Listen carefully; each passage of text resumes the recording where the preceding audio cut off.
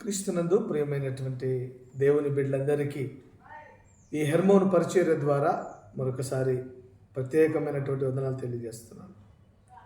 ఎలా ఉన్నారు? మీరందరూ బాగున్నారు అని నేను రోజు మీకోసం ప్రార్థన చేస్తున్నాను అన్నటువంటి విషయాన్ని జ్ఞాపకం చేసుకుని పరిశుద్ధ బైబిల్ గ్రంథంలో నుంచి కొన్ని మాటలు మనం ధ్యానం చేసుకుందాం. మహాజ్ఞాని సొలొమోను రాసినటువంటి సామెతల గ్రంథము 23వ అధ్యాయము 4వ వచనాన్ని ఒకసారి చదువుకుందామా? సామెతల గ్రంథము 23వ అధ్యాయము 4వ వచనం. ఐశ్వర్యము పొంద ప్రయాసపడుకుము, నీకు అట్టి అభిప్రాయము కలిగిన దానిని విడిచిపెట్టు. నిజంగా ప్రియమైనటువంటి దేవుని బిడ్డలారా, భూప్రపంచంలో ఉన్నటువంటి ప్రతి మనిషి, ప్రతి కుటుంబము ఒక ప్రశ్న వేస్తే, అయ్యా నీకేం కావాలా, ఏం కోరిక ఉంది, నీ ఆశ ఏంటి అని అడిగితే ప్రతి వాడు చెప్పే మాట ఏంటంటే, నాకు ఐశ్వర్యము కావాలా. ఆ పక్కింటోని కన్నా, ఎదురింటోని కన్నా, నా బంధువుల కన్నా, నా రక్త సంబంధికుల కన్నా నేను ఒక ఐశ్వర్యవంతుణ్ణి అనిపించుకోవాలి అన్నటువంటి వాంఛ, కోరిక చాలామందికి ఉంటుంది. అయితే ఒక సేవకునిగా బైబిల్లో ఉన్నటువంటి మాట ఏమంటుంది అంటే, ఐశ్వర్యము పొంద ప్రయాసపడుకుము, నీకు అట్టి అభిప్రాయము కలిగిన నువ్వు దాన్ని విడిచిపెట్టుము అని దేవుని వాక్యం అంటాం. ఎందుకు నేను ఈ మాటలు నీతో మాట్లాడాలని ఆశ కలిగి మీ మధ్యకు వచ్చాను అంటే, డబ్బే సర్వస్వం అనుకుంటా ఉంటారు చాలామంది. డబ్బే శాశ్వతం అనుకుంటారు, డబ్బే జీవితం అనుకుంటారు. కానీ ప్రియమైనటువంటి దేవుని బిడ్డలారా, ఆ ఐశ్వర్యము నీకు కలగాలి అంటే, ఆ ఐశ్వర్యము నీవు పొందాలి అంటే బైబిల్లో ఒక మాట, చక్కటి మాట రాయబడింది. 1 సమూయేలు గ్రంథము 2వ అధ్యాయము 7వ వచనాన్ని ఒకసారి చదువుద్దాం. 1 సమూయేలు గ్రంథము 2వ అధ్యాయము 7వ వచనం. యెహోవా దారిద్ర్యమును ఐశ్వర్యమును కలగజేయువాడు, కృంగజేయువాడును లేవనెత్తువాడును అని రాయబడింది.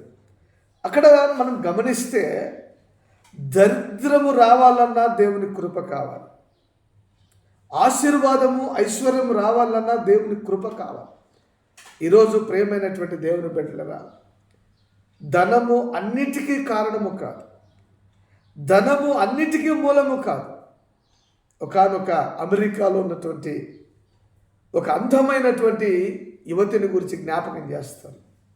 ఆమె అమెరికా దేశంలోనే ఒక సుసంపన్నమైనటువంటి అందగత్య, ఒక సుసంపన్నమైనటువంటి ఆస్తిపరురాలు. ఆమె పేరు మార్లిన్ మాన్రో.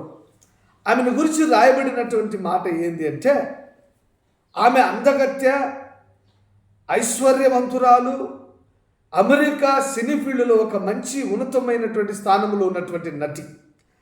ఆమెను గురించి ఒక పుస్తకంలో రాయబడింది. అమెరికా అధ్యక్షుడైనటువంటి కెనడీ అనే ఒక అతను అడిగాడట, అమ్మాయి నేను నీకు ఒక మంచి భర్తగా ఉండాలనుకుంటున్నాను, అది ఒక్కరోజు నాకు ఛాన్స్ ఇస్తే చాలు, ఎందుకంటే నువ్వు అందగత్యవు, నువ్వు ఐశ్వర్యవంతురాలవు, నువ్వు మంచి నటివి, అయితే నేను నీకు ఒక్కరోజు భర్తగా ఉంటే చాలు అని కోరుకున్నాడట. అంటే చూడండి, అందులో రాయబడినటువంటి మాట ఏంటంటే, ఆ అమ్మాయి ఒక మంచి ఐశ్వర్యవంతురాలు అని రాయబడింది. ఒకసారి దేవుని సేవకుడైనటువంటి ప్రియమైనటువంటి దేవుని బిడ్డలారా, ఆ సేవకుడు ఆమె దగ్గరికి ఒక ఫోన్ చేశానట, వెళ్ళి, అమ్మా నేను ఒక్కసారి నిన్ను కలుస్తానమ్మా, నీతో మాట్లాడాలంటే ఆ అమ్మాయి చెప్పినటువంటి మాట, ఐఎమ్ సో బిజీ, ఎందుకంటే ఐఎమ్ మంచి అందగత్తెను, ఐఎమ్ సూపర్ హీరోయిన్, కాబట్టి నీతో మాట్లాడేంత సమయము నాకు లేదు. దేవుని సేవకుడు 3 సార్లు ఫోన్ చేసిన ఆమె దెర్ ఈజ్ నో ఆన్సర్. ఎందుకంటే ఆమె అందాన్ని బట్టి ఆమె గర్వించింది, ఆమె ఆస్తిని బట్టి ఆమె గర్వించింది, ఆమె అంతస్తును బట్టి ఆమె గర్వించింది. ఏం జరిగిందో ఏమో తెలియదు, కానీ ఈరోజు వరకు కూడా అమెరికాలో ఉన్నటువంటి పేపర్లన్నీ, న్యూస్ రిపోర్టర్స్ అందరూ ఆశ్చర్యపోతున్నారు అని ప్రశ్నగానే మిగిలింది. దైవ సేవకుడు ఫోన్ చేసినటువంటి నాట మొదలుకొని 17 రోజులకి ఆమె ఆత్మహత్య చేసుకుంది. కారణం ఎవరికి అర్థం కాలేదు. నా ప్రియమైనటువంటి దేవుని బిడ్డలారా, నువ్వు అనుకుంటున్నావు ధనము అన్నిటికీ మూలమని, ధనము శాశ్వతమని నువ్వు అనుకుంటున్నావు. అందుకే ఒక సేవకునిగా నేను నీతో మాట్లాడుతూ అంటున్నటువంటి మాట, పరిశుద్ధ బైబిల్ గ్రంథంలో రాయబడినటువంటి మాట, ఐశ్వర్యము పొంద నువ్వు ప్రయాసపడకుము, అట్టి అభిప్రాయము కలిగిన నువ్వు దాన్ని విడిచిపెట్టుమని దేవుని వాక్యం అంటా ఉంది. కాబట్టి ప్రియమైనటువంటి దేవుని బిడ్డలారా, ఆలోచనలన్నీ పక్కన పెట్టి సమస్తమును కలగజేసే ఆ యేసు వైపు నీ మనస్సు, నీ హృదయము, నీ కుటుంబము తిప్పుకుంటే అష్టైశ్వర్యాలు కలగజేయగలిగినటువంటి వాడు మనం ఆరాధిస్తున్న నజరేడైనటువంటి యేసుక్రీస్తు. అటువంటి దీవెన, ఆశీర్వాదం నీకు, నీ కుటుంబానికి దేవుడు దయచేయునుగాక.